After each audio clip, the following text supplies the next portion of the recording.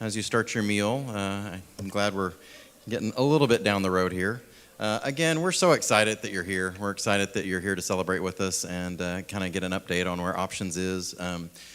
Like Tom said earlier, like when you look into this room and as you kind of go table by table, I feel it's one of those things that I almost feel like it's like a high school reunion, you know, where you're a little nervous to go, and then you get there and you love everybody, and it's like the good old days. And it's such a blessing to be in the room with people who, we're not together a lot with a lot of the people, but we know so many. We have so many ties together. And so I really love that part of kind of this banquet year by year. From my standpoint, I think it's such a blessing to kind of be able to get a consistent, so many different ministries in a room together, so many people that we know from so many different areas. And so I really do love it. So I'm glad that you're here with us. As you know, Options is a community-supported ministry, and so the life and breath of Options is based on people who give not only of their time and not only of their prayer, but also of financial help. And so we are completely dependent on people in this room and other people in our community, and so we're so thankful for that. But we would not do anything without the people who do the day-to-day routine. And so I do want to kind of acknowledge a few people. And so from a volunteer standpoint, if you know any volunteers at Options, you know kind of what they do, and you know kind of they're tireless, they work hard, and they show up when the lights are on, and they don't do the greatest jobs all the time, but then they also get these incredible blessings with what they do. So if you are an Options volunteer, could you stand up for me? And let's give them a round of applause. Thank you all so much for how you serve.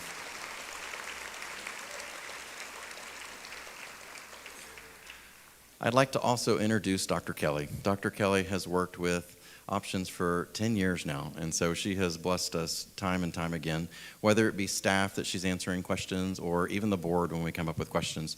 She's been so great to work with and so helpful for us, and so I definitely want her to stand, but I also want to acknowledge the Kelly family who is doing the live stream tonight.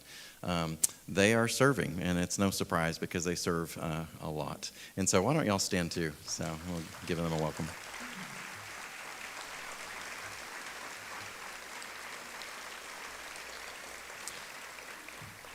Next, I'd like to introduce the Options Board. The board has the privilege of kind of meeting once a month, and then we do a lot of prayer together, and then we also do some other things together. And it's from a ministry standpoint, we're trying to decide where God wants to take this ministry. And so it's an honor, I know, for me to be on the board, and I know every board member really cherishes that. So if you're on the board, can you please stand? All right, thank you very much.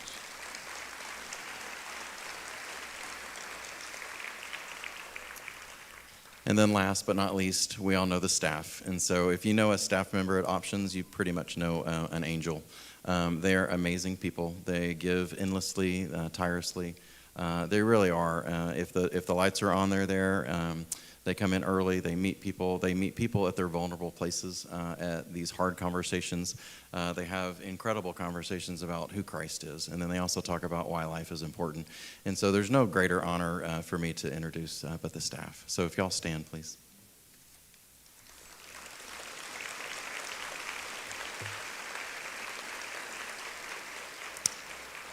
And then I also have the privilege of welcoming the Options Board President, which is Susie Dion. She's going to come up for...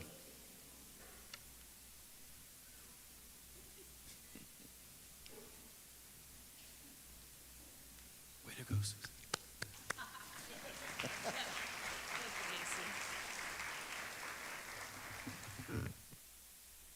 Thank you, Jason. I've got my cheat notes because I don't want to forget anything, but it is a great honor and a blessing to be able to introduce Alex Dollison to you this evening. So Alex, would you please come up?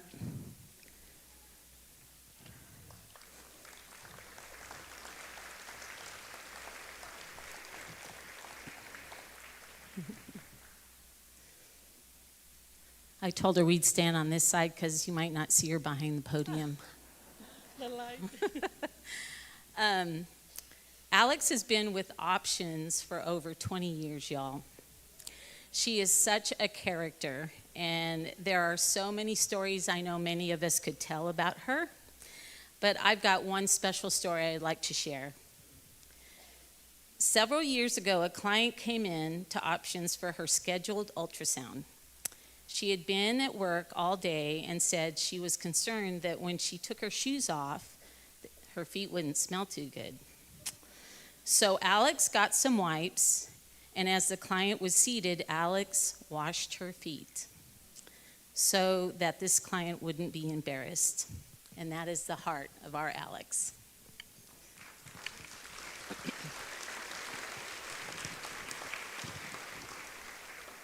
In her over 20 years as a nurse manager at Options, Alex has performed over 8,000 ultrasounds. That's amazing, isn't it? 8,000. Her words of encouragement, comfort, and love have changed the lives of all of our clients, their babies, and family members. Thank you, Alex, for sharing that love and that concern and just her heart. When I've had the privilege of being in the ultrasound room, it's just so amazing to watch her interaction and how she loves on our clients. And they leave sometimes with the little booties as well that Alex has also made, but they're so excited and so happy that they've gotten to meet someone who's so loving and kind. We do have a plaque for her, so I want to read this to you. It says, Alex Dollison, celebrating over 20 years of faithful service to Options Ministry. Your devotion, wisdom, and heart in service to God and those he brings to his ministry have blessed generations of families facing an unplanned pregnancy and is a model to those who serve with you. With sincere gratitude, the Options Board of Directors. We love you, Alex. Thank you. Thank you so much. Thank you so much.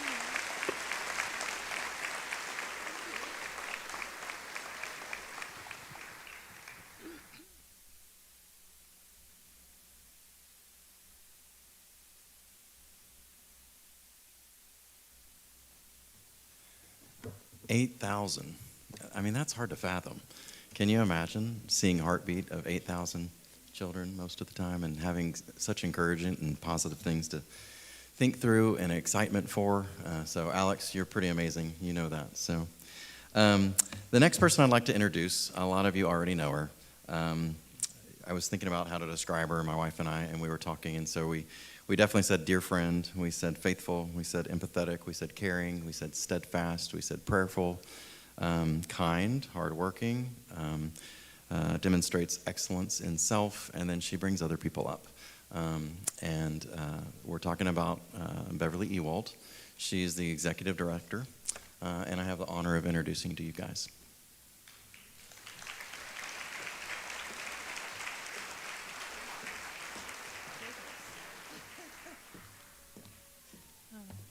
Thank you, Jason. And good evening, everyone. What a joy it is to welcome you to our annual gala and to be gathered with so many friends who've come together for a cause that is near to all of our hearts. Every life saved, every heart touched, every soul reached through Options reflects your dedication to this ministry. It's such a privilege to be here to thank you for helping make the life-saving work of Options possible.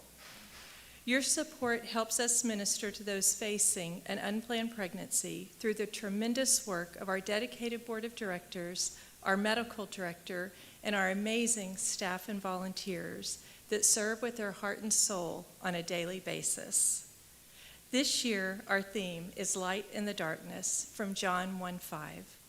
The light shines in the darkness, and the darkness has not overcome it. We have seen God's light shine the brightest in some of the darkest moments our clients have walked through. As many of you know, our mission is simple yet powerful. Options is a Christ-centered organization dedicated to educating and encouraging people to choose life, to make positive sexual choices, and to bring healing to those affected by abortion. That's not just a statement. It's a daily mission of love, truth, and grace in action. Our culture often tells women they're alone, that life is disposable and abortion is empowerment. But into that confusion, God sends light.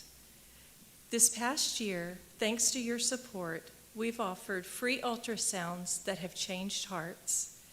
We've seen men discover that fatherhood is a calling, not a crisis. We've walked with women through their pregnancies and celebrated the birth of their child. And we've sat in quiet rooms with post-abortive men and women, watching the Lord gently restore hearts that felt broken beyond repair. Every week, women walk through our doors who are often overwhelmed and unsure of what the future holds. Some have been pressured, some feel abandoned. Many believe their only option is abortion, not because they want to choose it, because they feel they have no other choice. But then something happens. They meet one of our client advocates, and they are assured they are not alone. They see an ultrasound image, a flicker of life, and begin to believe that maybe, just maybe, they can do this. They hear words of encouragement and are offered real and practical support. Yes, the challenges are real. Sadly, we've seen the number of abortions rise instead of fall in the 3 years since the overturn of Roe v. Wade, largely due to the widespread availability of the abortion pill. In Texas alone, there were more monthly abortions by the end of 2024 than in the months when Roe was still the law of the land. Chemical abortion, or more commonly known as the abortion pill, is now the leading method sold to women as an easy, safe, and painless way to end their pregnancy. Currently, more than 60% of all abortions are chemical abortions. But we know it's not easy or painless, and it's not as safe as previously thought, according to recent studies. But friends, the story doesn't end there. You are helping us write a different story for the women that come to options. I'd like to share some encouraging news that's helping to counter the darkness of chemical abortion. That is the Abortion Pill Rescue Network. This is a nationwide group of doctors, nurses, and pregnancy centers working together to help women who've taken the abortion pill and immediately regretted it. If a woman reaches out to us shortly after taking the first pill, it is possible to reverse its effects and save the baby's life. Nationwide, the Abortion Pill Rescue Network has helped reverse the abortion pill process and saved over 7,000 precious lives since its inception in 2017. Yes. Options has been contacted 2 times within the last 6 months by women that immediately regretted their decision to take the abortion pill and desperately wanted to stop the process. Our team responded immediately to these women, making plans to take the necessary next steps. Sadly, the pregnancy could not be rescued for one of these moms, but she did not walk alone. She was met with compassion and love. We are currently working with another mom who called us within hours of taking the first pill. Thankfully, at her first appointment with us, a heartbeat was detected, and we were able to begin the abortion pill reversal protocol. I rejoice to tell you she is now 12 weeks pregnant and seems to be progressing well in her pregnancy.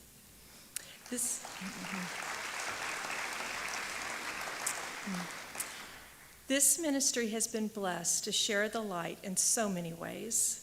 In the past year, we had just over 4,700 client visits, including welcoming almost 900 women who came to options for the very first time.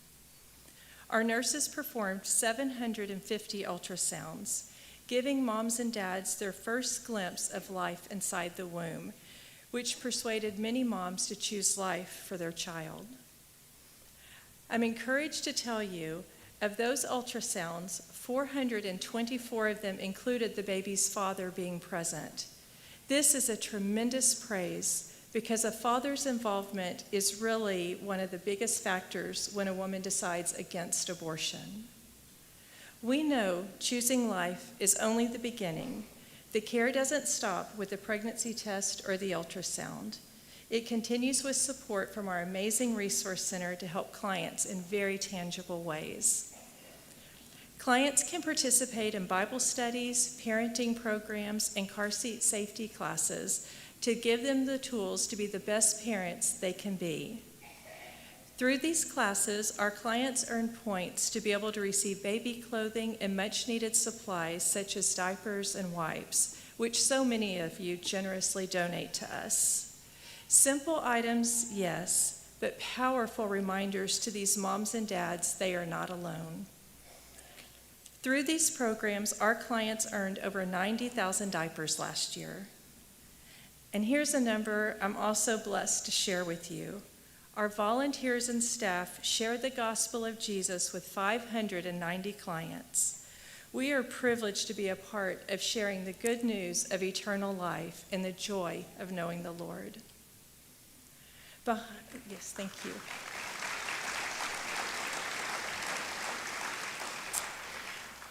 Behind every statistic is a face, a name, a story. I'd like to tell you about a very special woman we will call Mary, who came to Options intending to volunteer, but God had a much bigger plan. As time went on, it was revealed that Mary had an abortion over 50 years ago. She had hidden the pain so deeply, she did not even remember it when we talked to her about volunteering. As a matter of fact, we later learned that we were the first people Mary had ever told about her abortion. Mary later went through our abortion healing Bible study, then volunteered with us for a short time until she passed away. After her death, Mary's family shared that she had opened up with them about her abortion and that through her time at Options, she had experienced God's healing and a joy she had not even realized was missing from her life. My heart was also greatly touched by a gentleman I was blessed to meet this year. I'll call him John. Each month, he personally delivers his donation to Options, and on one of these visits, we had the opportunity to sit and talk for a while. During our conversation, John shared why this ministry is so close to his heart. He told me in the early 1940s, his parents had made the decision for his mother to have an abortion. John learned about this when he was in his 30s, when his father told him about it. He spoke with great love and respect for his parents, describing them as loving and devoted. Over the years, he's often reflected on what kind of difficult circumstances might have led them to such a painful decision. John recalled how much his mother loved babies, how she would light up whenever she saw one, always wanting to hold and care for them. He wonders now if that tenderness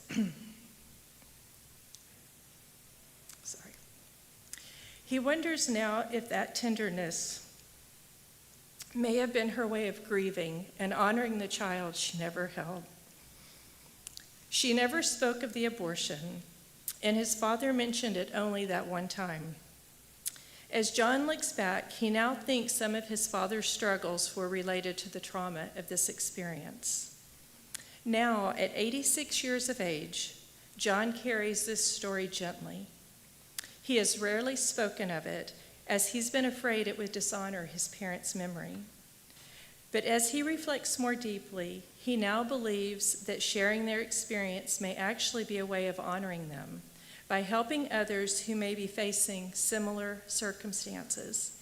He hopes their story might give someone pause or offer comfort to those silently carrying the same sorrow. This is why John feels so strongly about supporting the work of this ministry. John told me he looks forward to the day he'll meet his brother or sister in heaven. These stories show the reality of how abortion deeply affects lives on so many levels, and sometimes for generations.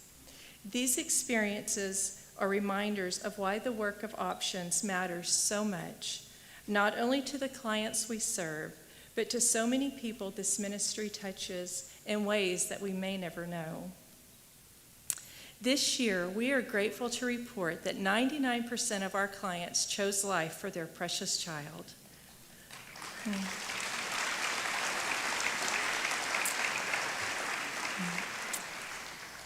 Our heart is to continue the work to get that number to 100%, helping moms to embrace the life of their unborn child and give birth to the miracle created inside them. As we look to the future, may we do so with hearts full of gratitude for what God has done and for the amazing people like you He's used to make it possible. Together, we will continue to speak truth and love. We will continue to stand for life with grace and courage, and we will continue to be that light. Tonight, I want you to meet someone who embodies what it means to be courageous in the face of difficulty, someone who reminds us why we do what we do at Options. Julia came to Options at a crossroads. Like so many of our clients, she was facing difficult decisions, with fear pressing in from every side. But through prayer, support, and the unwavering love she received, Julia chose life, not just for her baby, but for her future. Her story is powerful, it's honest, and it's a testimony of what happens when the light of Christ enters the darkest moments. So now I invite you to hear from Julia directly. Let her remind you of the hope we carry, the mission we share, and the God who is always at work, even when we can't see it. Please turn your attention to the screen as Julia shares her story. Thank you so much.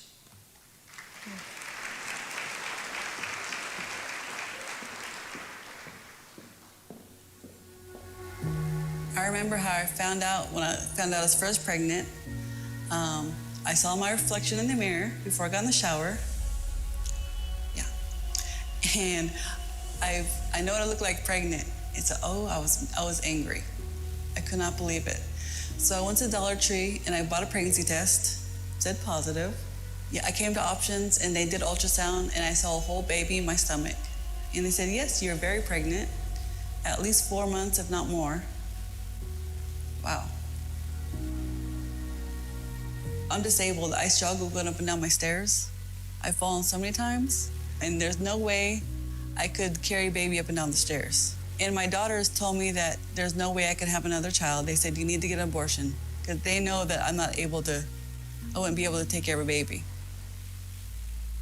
And so I had a list of places, out of state. And a friend of mine, she had a friend in, was it New Mexico, that I could stay with while I had the abortion. That's what that came about. So when I came to Options to do my ultrasound, I was very nervous because I didn't have OB care because I didn't have insurance whatsoever. And so I was thankful when you guys were able to get me a doctor. I thought I was gonna have to be induced. I didn't think I was gonna be able to carry the full term. And I know I wasn't gonna be able to take care of a child. With the doctor who kept me up to date on the baby, and the size and everything, grows so fast. And with the chiropractor who adjusted me and helped me a lot, he realigned me every time I went in there. I knew that I was gonna be able to carry this baby full term. They told me there's a lot of options for adoption. I picked my family, and I got to meet up with them, get to know them a couple times before the baby's born. And then when I delivered the baby, they came to the hospital the next day. I got to have time with the baby, the bond. Oh, they sent me pictures every month, and doctor's notes and letters, and that was great. That gave me joy. I am so grateful because my baby's alive. She's doing well. And I get to see her. I get to be part of her life. I couldn't have asked for anything more. My life now is, I'm positive. I'm so happy. Everything's going well. I am so thankful for, everybody Options for Life and the whole crew and everybody that they connected me with. They're all amazing.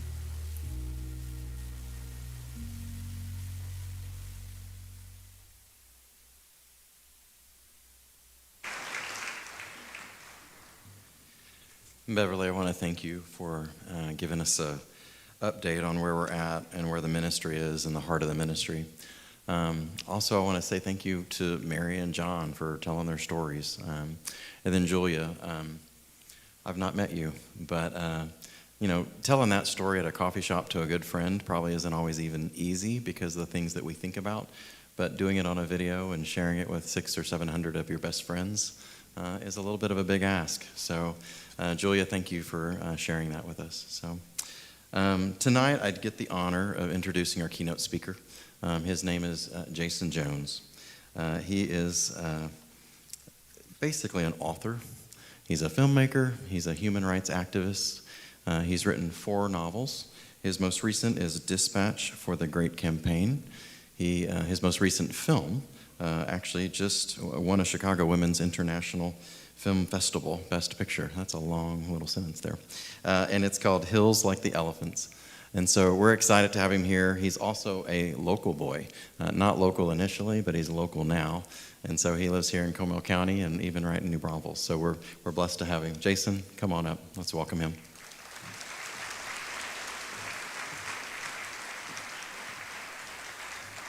Thank you, Jason. I have to update my bio. I left out the best part. I'm the father of 7, and as of last month, I am now the grandfather of 4, so that's exciting. And I'm not a local boy. I tease people that just moved here that, we don't like these outsiders coming into New Braunfels. I've been here since 2020, My family, I've lived most of my life in Hawaii, and 31 years, and it was hard to leave.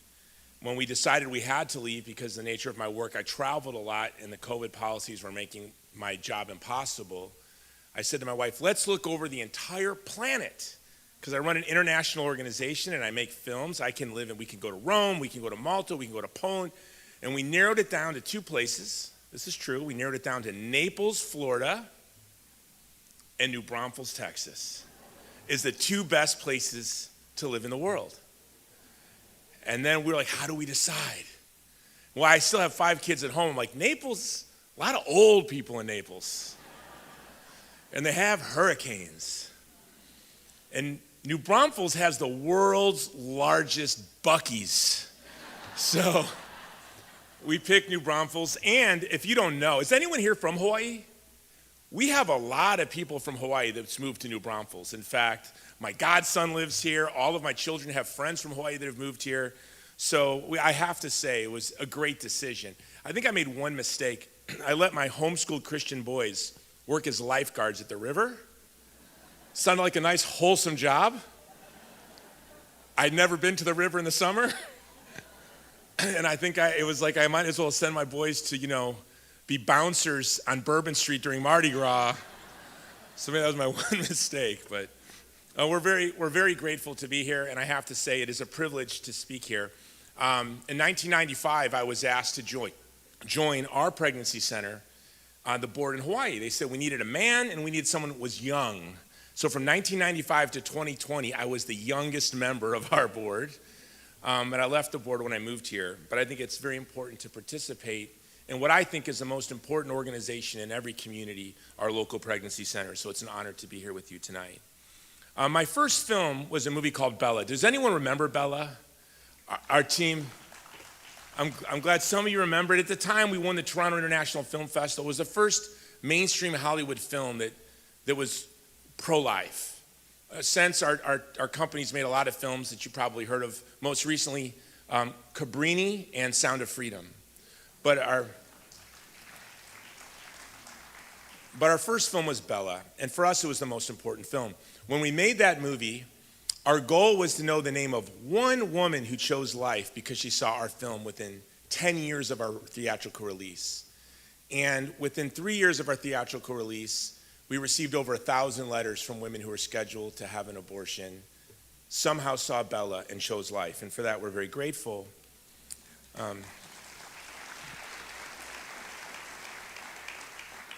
And a lot of people think my involvement in the pro-life movement began with Bella. If you've seen my movies, a lot of my films have to do with the dignity of the child in the womb and the heroic courage of mothers. And so people thought maybe that's just Jason's film thing. But no, for me, my journey in the pro-life movement began the way we heard it began for 3 people today, Mary, Julia, and John. And I think the way it's for so many of us, our involvement in the pro-life movement began. My mother had me when she was 16.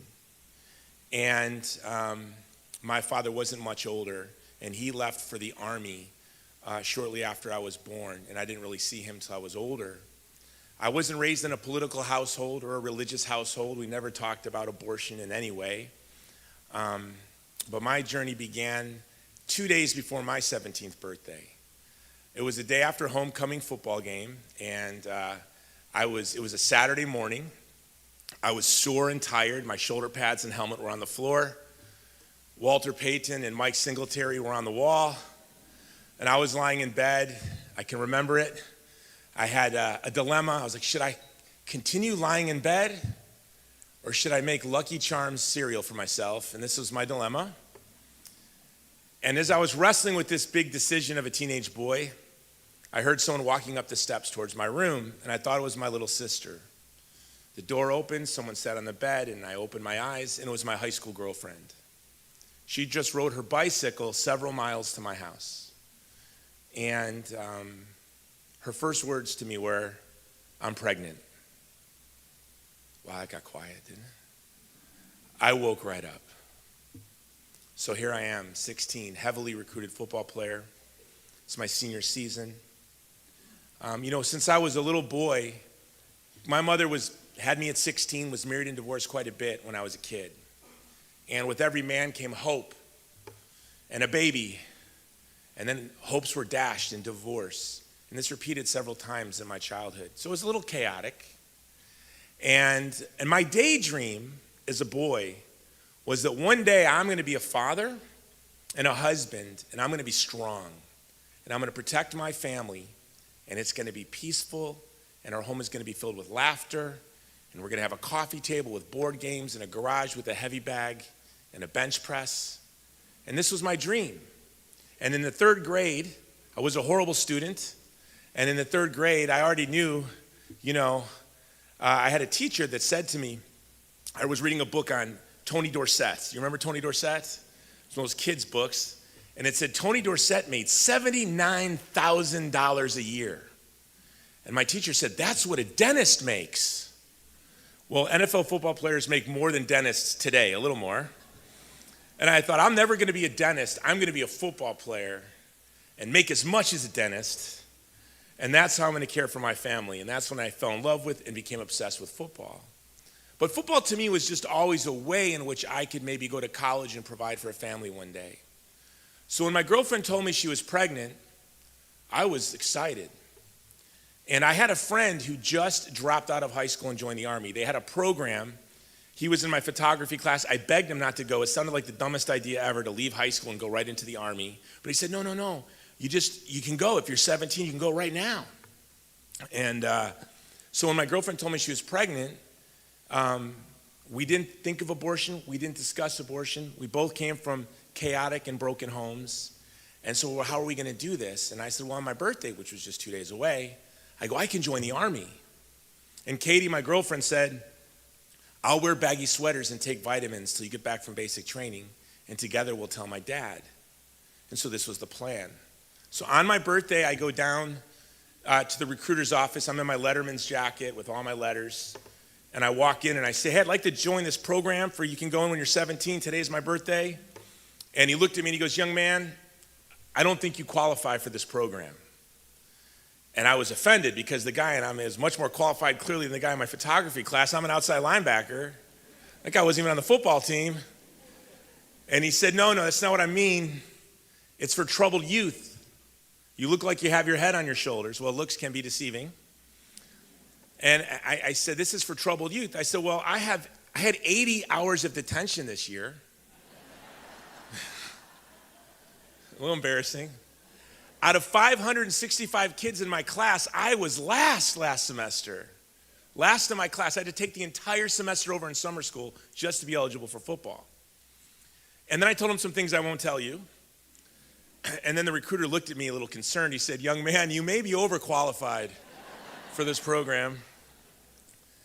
And he said, listen, I'm going to give you this piece of paper. We're going to see what we can do. See if your principal will sign this, your mother will sign this, and we'll try to get you in. So I went to my principal. She looked at it. She looked at me. She said, if I sign this, I'll never have to look at your face again. I said, no, ma'am, you'll never have to look at me again. She signed it. Here you go. It's going to be a hard life. Those were her last words to me. Good luck. My mother had a lot of kids and a lot of problems. She says she thought I was just looking for attention. She didn't believe that I was really joining the Army, and she signed it. And the recruiter said, I hope none of you are from, anyone here from Georgia? Who's from Georgia? Are you a major donor, sir? Okay, all right. I don't care then, whatever, dude. So the recruiter said, we don't think you'll pass the Illinois GED, but you're gonna be doing basic training in Fort Benning, Georgia, so we got an idea. We're gonna send you to Georgia. A raccoon would pass the Georgia GED. And I don't know about a raccoon, but you're looking at a recipient of a Georgia GED right here. So I did pass with flying colors. I don't know, I could have barely passed. I made that part up. But so the day I was gonna leave for basic training, my girlfriend and I were very excited. And a lot of people will say that young kids who find themselves in crisis pregnancies do this because they want to be loved. It's always offended me when I hear that. That's not true, and I can tell you, I think young people that find themselves in these crisis pregnancies, they want to show the world how to love a child the right way. They have noble ambitions, but of course, on our own, we have no formation, we're broken. We will never be able to live out these noble ambitions alone, but with mentors and places like Options, we can, of course. And that was our dream, which was to just show the world how to love a child, and we were very excited. The recruiter was going to pick me up. This is New Braunfels. There are a lot of veterans in here, right? Hua? And so this recruiter was weird. He'd play cassette tapes of cadences, when he picked you up, And so he was like, Private Jones, I'm not even in yet. Private Jones, I'm going to pick you up at 0900. You're going to need a suitcase, toothbrush, toothpaste, razor blade, underwear, socks. Yes, Sergeant. And I went running around my house, and I thought my plan is already subverted. We didn't own a suitcase. They're not going to let me join the U.S. Army because I don't own a suitcase. I call the recruiter, desperate. Sergeant, can I borrow a suitcase? I'll pay you back after basic training. I don't have a suitcase. He said, use your pillowcase. I was like, good idea. So I go to my room and I look at my pillowcase and I still had a Scooby-Doo pillowcase. Yeah, it's true. You don't want to go to basic training with a Scooby-Doo pillowcase. So I went into my sister's room and it was strawberry shortcake. So I took my Scooby-Doo pillowcase, turned it inside out, and threw everything in there. I'm embarrassed to say I had a pregnant girlfriend. I was 6'2", 220, but I really didn't have to shave yet, And I had to throw the razor blade in there with everything else. And off I went to Fort Benning, Georgia. Now, when I got to Fort Benning, Georgia, I have to say, I come from a long line of U.S. Army infantrymen, going back into the 19th century. And that tells me that we've been getting in trouble and we've had low ASVAB scores for 150 years. It's not that we have a tradition of service.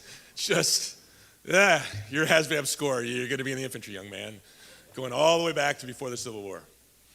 And I hope none of the big donors are infantrymen. I've insulted Georgia, and I'm an infantryman, so we handle it. And but I was so excited. I remember being in my bunk, lying there at Fort Benning, Georgia. And Georgia's beautiful in January. And I remember just lying in my bunk, thinking, I'm 17 years old. I'm a father, and I'm a soldier. Double my age, I'm 34, I'm still young. What a life I'm living. I was so happy. My girlfriend would send me letters, and I would wake up every morning singing Bob Marley or Bryan Adams, and I would drive everyone, why are you so happy, Jones? Well, I didn't want to tell anyone. It was a secret. I didn't want anyone to know my girlfriend was pregnant. And so no one really knew. I definitely didn't want the drill sergeants to know. Now, the first Sunday came along, not the first Sunday, but several Sundays in, they decided to take us to church. And they said, we need 2 formations. If you're Catholic, get in this formation. If you're Protestant, get in this formation. And I had never been to church a day in my life, so I didn't know, am I Catholic or am I Protestant? I don't know. You got to be one of the two, right? So I looked at the two formations and I thought, I have blonde hair and blue eyes. I think that makes me Protestant. I don't know why I thought that, but I clearly remember that was my reasoning.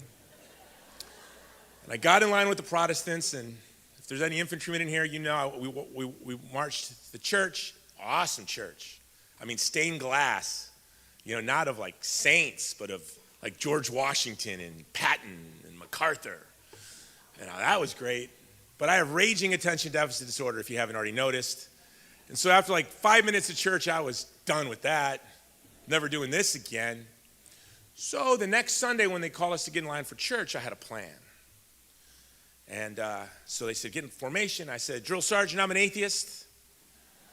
Separation of church and state. I'll be staying back here. I thought I would be lying in my bunk alone, sleeping, while everyone went to church. It was a very naive assumption on my part.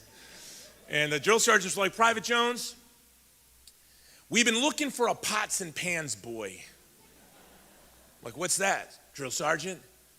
Well, you know, the gravy for your biscuits and gravy, someone's got to clean those big pots on Sunday mornings, and that's going to be your job from now until graduation. So congratulations, pots and pans boy. So off I went, and every Sunday I had pots and pans detail. So basic went along. I was in the infantry, so basic training and advanced individual training is together, and it was 2 weeks before I was to graduate. And we were really almost done with training. And I discovered in the pots and pans area that there were freezers filled with ice cream bars. And so I'd already had a little scheme going where I would volunteer to take out the trash every night, but I would call the pizza guy from a payphone. He'd meet me at the dumpster. I'd pay him. I would take the 2 trash cans out, and then I would put the pizza under one can, put the other can over it. You follow me? And then I had a little business selling pizza at night. And so now I was going to add ice cream to my pizza business. And so I would smuggle the ice cream into the barracks in the buckets with ice, put it in my locker. I'd say, who wants to shine my shoes on Monday? Ice cream bar. My brass, ice cream bar. Make my bed, ice cream bar. So one day of extra duty, I didn't have to make my bunk, polish my shoes, or my brass all week. Pretty good deal. So this was the second to last Sunday. The drill sergeants had come up to me and said, Jones, we know about your ice cream deal. What, drill sergeant? Don't lie to us. I know about it. We've known about it from the beginning. We love it. Good for you. We also know about the pizza deal. Very clever. How long have you known drill sergeant? From the beginning. Yeah, good for you.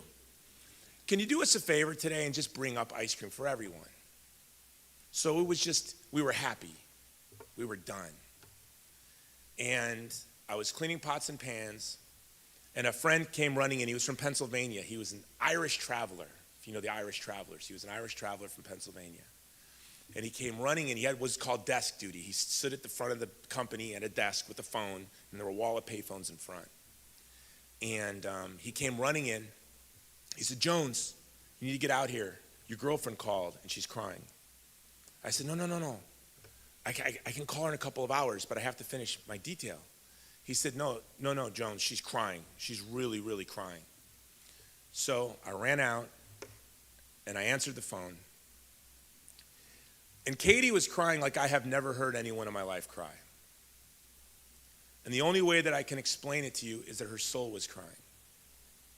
And she kept saying over and over and over again, I'm sorry. It wasn't me. Then her father grabbed the phone from her and said, Jason, we know your secret, and your little secret is gone. I took Katie to get an abortion. As soon as he said the word abortion, a drill sergeant reached over my shoulder and hung up the phone. I hit him. Another drill sergeant grabbed me by my collar, and he pulled me into my captain's office, threw me into a chair. And I was crying. I was saying, call the police. He killed my baby. Now, my captain was a very big Army Ranger.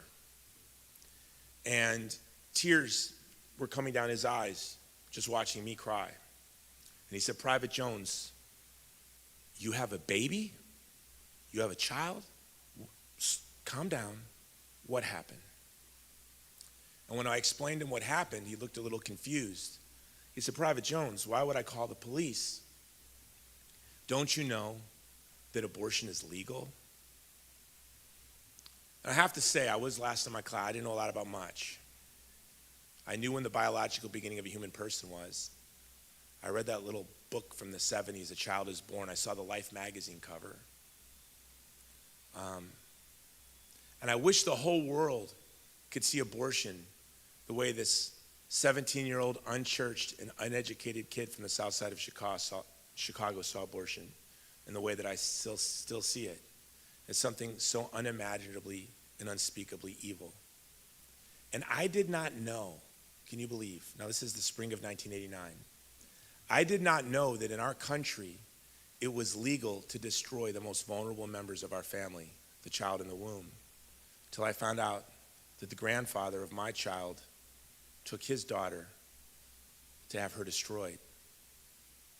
My captain was very compassionate, and he gave me a roll of quarters. He said, I can't have you disturbing the whole company, Jones. I need you to go to the PX, it's like 2 blocks away, and call her. And you need to comfort your girlfriend. And he gave me a roll of quarters. And I remember as I walked to the PX, I was thinking my whole life I wanted to be strong. I was going to be a protector. My family would know peace. There'd be no driving around at 4 a.m. because of a violent drunk in the home. There'd be no empty refrigerators for my kids. My wife and my children will never know fear. This was my obsession as a boy. I would dream of it. And I remember thinking, I have failed to protect my child to birth. And I got to the PX, and I called Katie, and we didn't talk. I just listened to her cry through an entire roll of quarters. I would say something here or there. We've all had calls like this, where I just wanted to comfort her. I just wanted her to stop crying. And when the mechanical voice on the payphone said, you have 60 seconds, please deposit more change, and I deposited the entire roll of quarters, I thought, just say something so she will stop crying. And so I blurted out, I promise you, if it takes me the rest of my life, I'm going to end abortion for my daughter. And the phone went dead. We know that our child was a girl because my high school girlfriend's father took her to a friend of his who was a doctor. And after the quote-unquote procedure, he looked up to her and said, oh, by the way, you had a little girl. Now, you know, I'm not good at commitments. Like my New Year's resolution was to get down to 215 pounds. I weighed 220. And now I weigh 228. But you know, I thank God for his grace. Even though the first 15 years I was in the pro-life movement, I was a militant atheist. And I thank God for his grace that from that day until this day, the thing that wakes me up every morning is protecting women and children from violence. And the last thing I think about every night is protecting women and children from violence.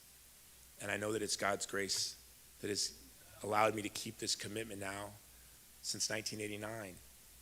When I got to my duty station, I was at Schofield Barracks, Hawaii, and my mother was the type that if you knocked on our door, she would let you in, and she would keep you there, and you would never get a sale. Like you could be selling knives, Shackley vitamins, Jehovah's Witnesses, LDS, it didn't matter.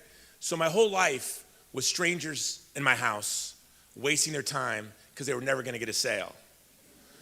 But what my mom taught me was you could knock on a stranger's door and talk to them. So this was my plan. I thought the world doesn't know that abortion is legal. I'm gonna tell the world, and the world's gonna go, what? I'm gonna go, right? And they're gonna go, we need to stop that. I'm like, I'm saying, and then we'd be done. This is what I thought was gonna happen. So I'm gonna go door to door. So here I am, an infantryman, and right outside of Schofield Barracks in the late 80s, early 90s, we had plantations.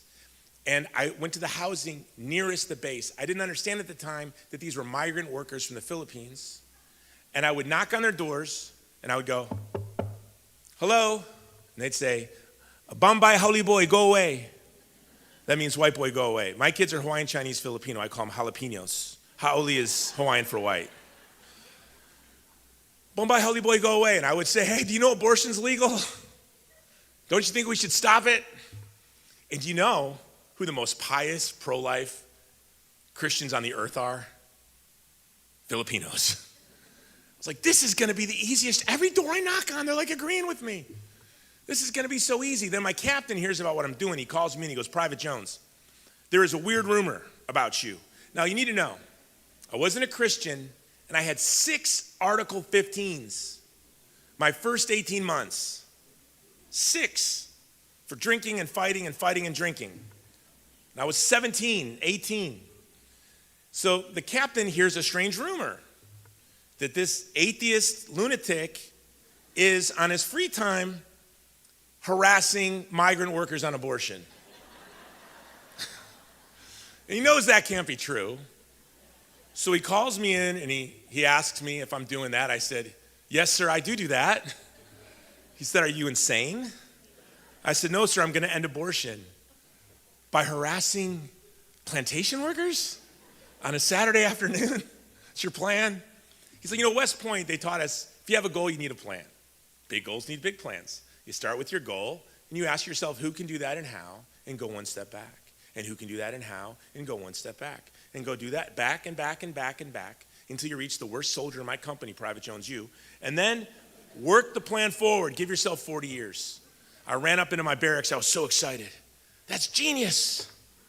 I'm going to make movies. I'm going to write books. I'm going to run presidential campaigns. Da-da-da-da-da-da-da-da-da. I'm dyslexic, near illiterate, 17-year-old infantryman. But I'm going to do all this. Sure.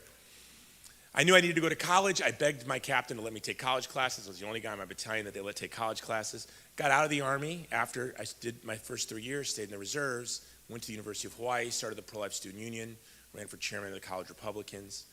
And then we were saving so many babies at the University of Hawaii through my pro-life club, I didn't want to graduate. That's why it took me 7 years to get my bachelor's degree. Even though I had the impressive GED from Georgia, still took me 7 years. And I remember when I graduated, I thought, how am I going to ever save a baby again? Because college is like the place. But I got out of college, went to grad school, but became chief of staff for a state representative, and then ran for chairman of the Young Republicans and won. Got a radio show with the Democrat mayor of Honolulu, Mayor Frank Fossey, who was very pro-life. I was doing everything. And then Hawaii Right to Life called me in. And they said, who I found, by the way, when I was still in the infantry. They found me, started volunteering with them in '89. And now this is 10 years later, still an atheist, still a bit nutty. And they said, we need an executive director. We don't have a budget. We don't want you to do it, but no one else will do it for free. Will you do it? That's exactly what they said. And I was so moved by that, I just started crying. Thank you so much. This is my dream. And I thought, I'm going to end abortion in Hawaii in 1 year. They'll go, wow, this guy's hardworking and brilliant. They'll fly me to DC. That'll take 2 years. And I can still lead the Chicago Bears to the Super Bowl. This is what I was thinking. So I'm going to get to your theme of the night, which I didn't know was your theme of the night. And this is a 100% true story. No top hat, no bow tie, no hyperbole. I, as director of Right to Life, and actually worked in the Capitol as well as its chief of staff for a rep, we introduced a bill to ban the third trimester abortion, one procedure, the partial birth abortion. It's what we were all doing in 1999, if you remember. And I thought this was a no-brainer. This would wake people up to the dignity of the child in the womb and the barbarity of abortion, and we're off to the races. But the bill got held up in committee. I went to the committee chair, who was an adorable woman, and I said, Rep. Susie Chun Oakland, I said, Rep. Oakland, if you don't hear this bill, I'm going to canvass your district. She goes, have at it. So I was in grad school, but had just graduated university. I knew a lot of young people. We canvassed her district. And we got 93% of registered voters to sign our petition, including her husband, her children, her parents, and her staff. Don't get too excited. So I bring my petition to her, and I go, Rep. Oakland. And she really was a wonderful woman. You're going to hear my bill now? She looked up. She goes, Jason, you're so hardworking and passionate, but I'm never going to hear that bill, ever. And I have to tell you, I was utterly dejected. And I went back to my office of Hawaii Right to Life. It's in Manoa, near the university. Little dusty office. It had been our office since 1972. And I sat in that office, and I called Ambassador Alan Keyes. Do you guys know Alan Keyes? Ronald Reagan's ambassador to the United Nations, great pro-life hero. And I called Dr. Keyes. What was great about being chairman of the Young Republicans in Hawaii is you got to meet all your heroes, because they'd all come to Hawaii to give a speech. They'd say, you, Young Republican guy, take him around. So I got to take around Charlton Heston, Oliver North, Alan Keyes, David Horowitz, everybody. And so I called Dr. Keyes. I said, Dr. Keyes, I've been fighting abortion for 10 years. When you're 27, that seems like forever. I said, I'm chief of staff for representative. I have a radio show. I'm director of Hawaii Right to Life. I'm chairman of the Young Republicans. Like, there's nothing else I can do. I can't get one bill that bans one procedure in the third trimester out of committee. I'm wasting my life. What should I do? And Dr. Keyes said, what is your theme of the night? He said, Jason, the darker the world becomes, the further your light will shine.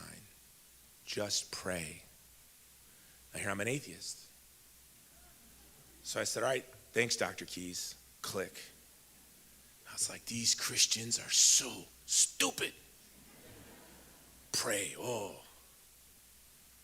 And then I said, you know what, I'm going to pray. Okay, I'm going to pray. And this was my prayer. I said, I hope there is a God, because I wanted to hear this. So this is what I said. I said, God, if you exist, and I do not believe you are real, but if you are real, I cannot see that you are good, because I am not good, and I am fighting abortion, and I don't see you. I see me, 3 old ladies, and no money. That's what we got. If you want me to acknowledge that you exist, all-knowing, all-loving, all-powerful creator of the cosmos, if you want me to acknowledge you exist, I just want 3 things. I want rich people, I want famous people, and I want powerful people to fight abortion.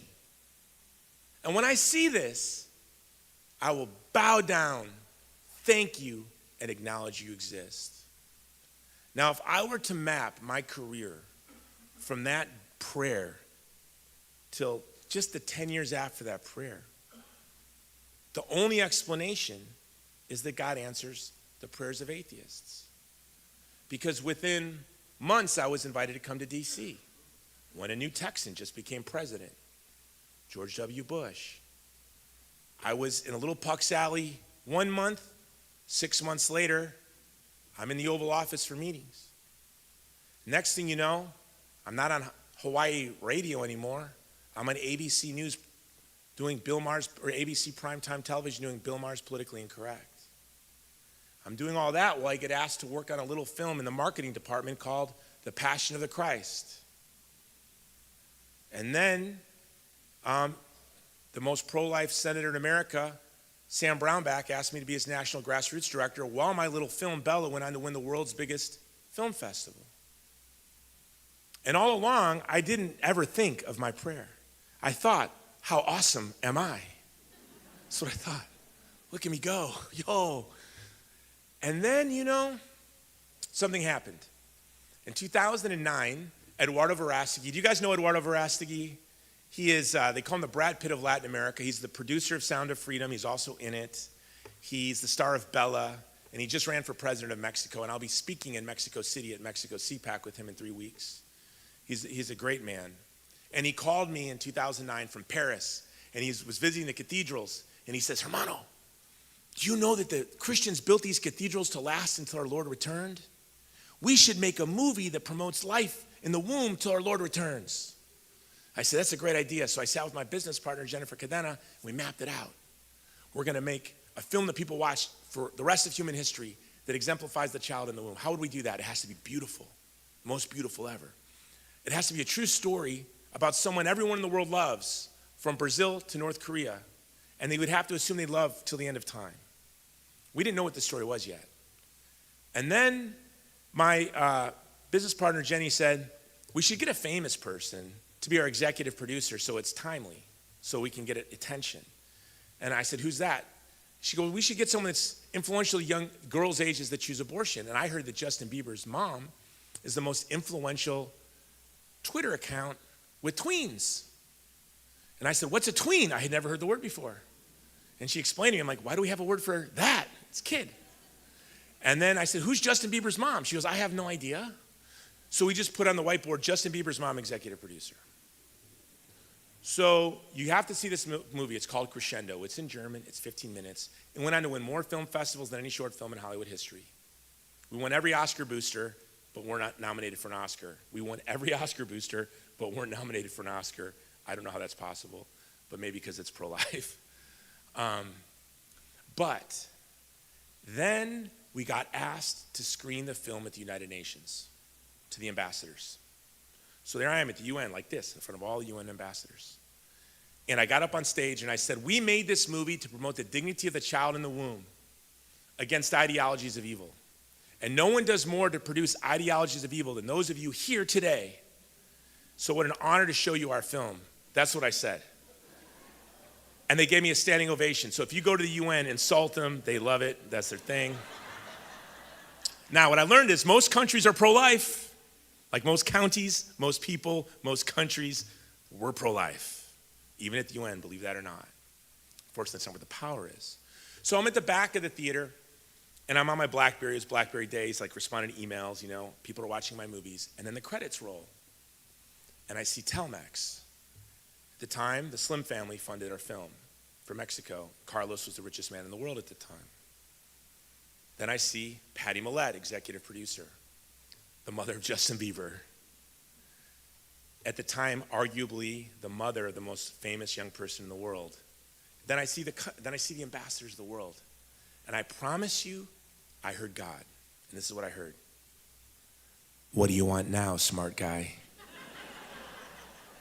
You wanted rich, I give you the richest. You wanted famous, I give you the most famous. You wanted powerful, I give you the nations of the world.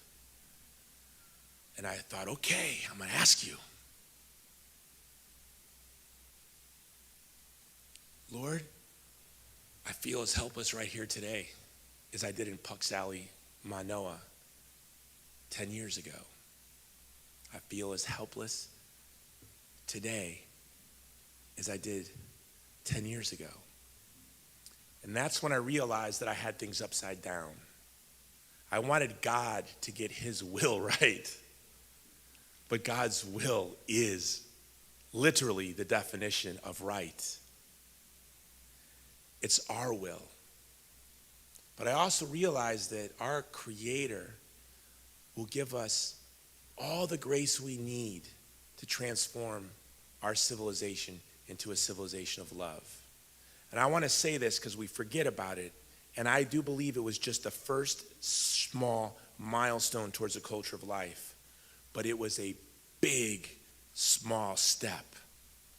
And honestly, the people of Texas and Mississippi and Alabama, more than any states, deserve credit for this. We live in a post-Roe America, and we should be very, very grateful for that.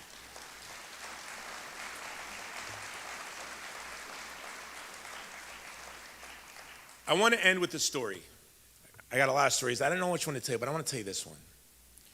When ISIS was marauding across Iraq, I was there documenting the genocide of the Christians and the Yazidis. I was traveling with the Peshmerga. And the Peshmerga are the Kurdish fighters, Muslim Kurdish fighters, warriors.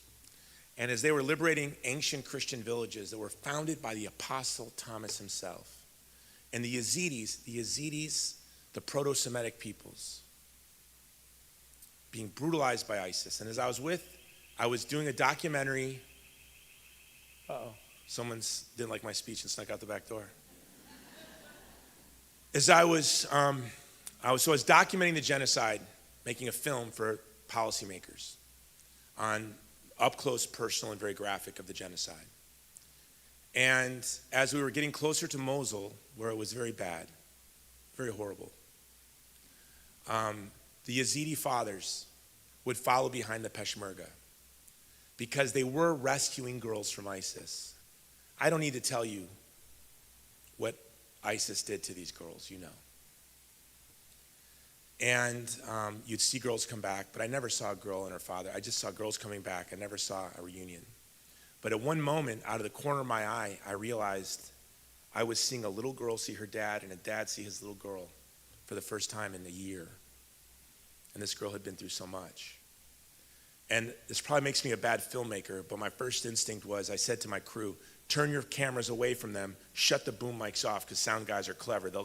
I'll tell them to shut the cameras off, but they still want to capture. I go, shut the mics off, shut the cameras off, turn away, no one look at them. And I looked away too, because I did not want to violate this beautiful moment with the world's eyes. I wanted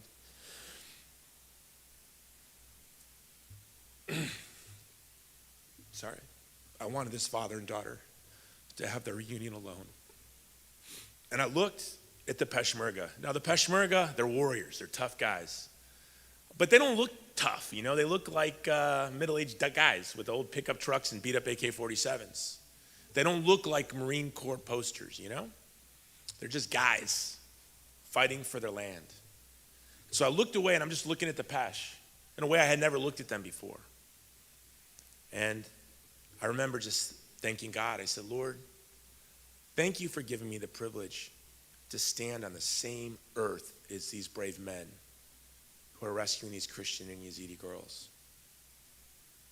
Thank you for letting me breathe the same air as them, to look at them, to stand here with them.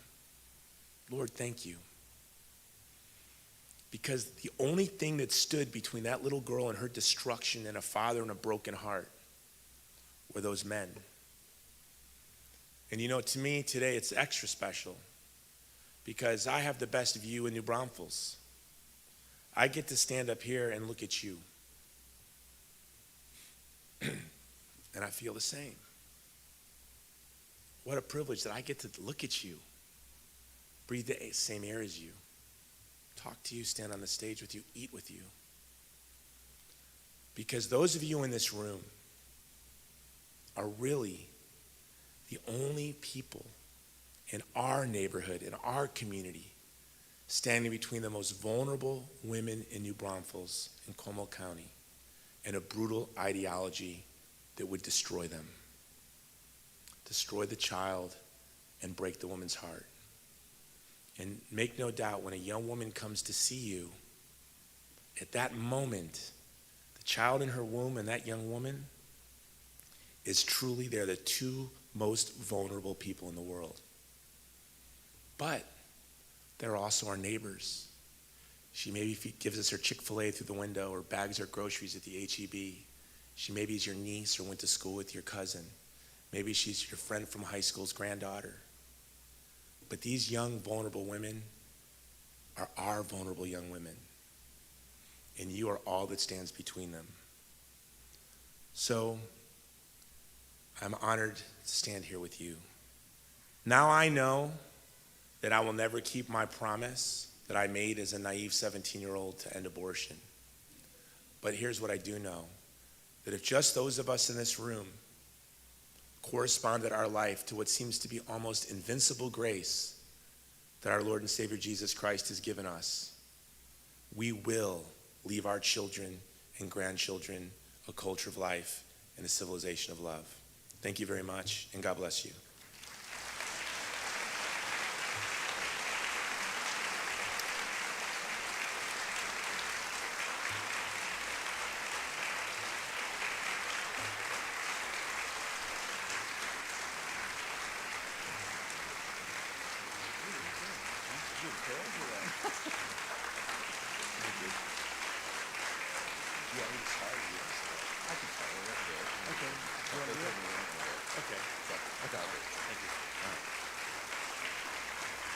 Jason, I want to thank you so much for being here. I'm going to take this out. I want to thank you so much for being here. A lot to unpack. I want to go to coffee with you every day for a while because it sounds like stories are going to continue to come out.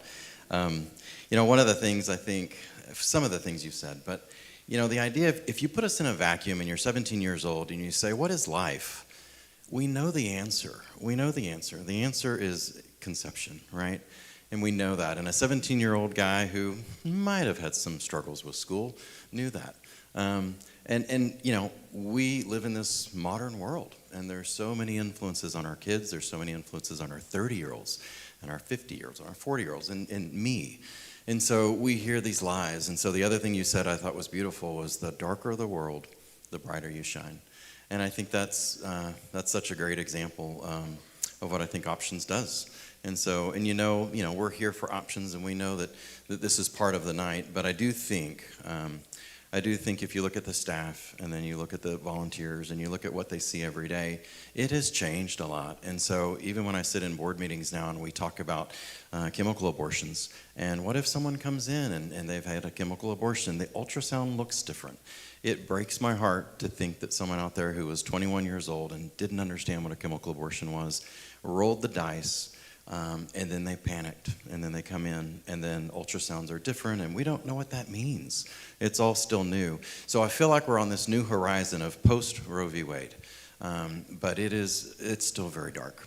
And so as we look towards what it looks like, your support means more now than ever.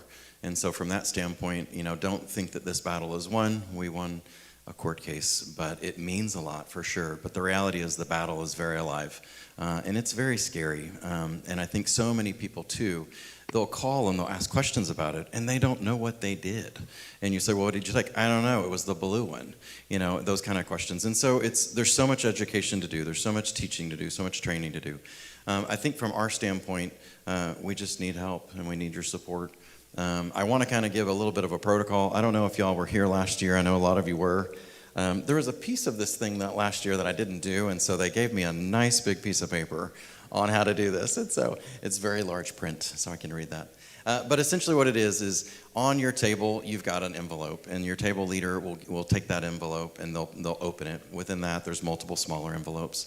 We want you to take that, and we want you to open it to the families or the couples or the individuals at the table. And I want you to think through and pray through and let God guide your heart. There's not a wrong answer tonight. If you commit to pray every day for the next 365 days, you are a rock star. If you commit to volunteer, you're a rock star. If you commit financially, that's amazing as well. So there's not a wrong answer. But I pray that you read through it, and I hopefully you've already started the prayer process. I know I have. And working through what God has for tonight for you. On the back, if you flip that back over, there's also a question about, is there something longer term that you'd want to do? Something like the idea of a will or long-term giving or giving after death, those kind of things. And so if that's something that interests you, then just fill that out and put your phone number. We'll call you. That's not a tonight thing. All that being said, as I read my continued pieces here, once that's done, put your stuff back into the envelope and then give that back to your table leader, and then the table leader can give that to the buckets as we leave today. The board members will be at the door, and we'll be able to put that in. I think for me though, your story rings so true for how naive we are to believe that the world is not against us in that way when it comes to life. And it's not getting better, and so it's getting worse, and I think that's the direction we're going. But God gives hope. He's in the business of hope. He's in the business of miracles, and he's in the business of turning things around. So, Jason, I thank you so much. Thank you. So, and we'll give you some time, and then Judy Uyghur is going to come back up at the end, and she'll close us for tonight. Thank y'all.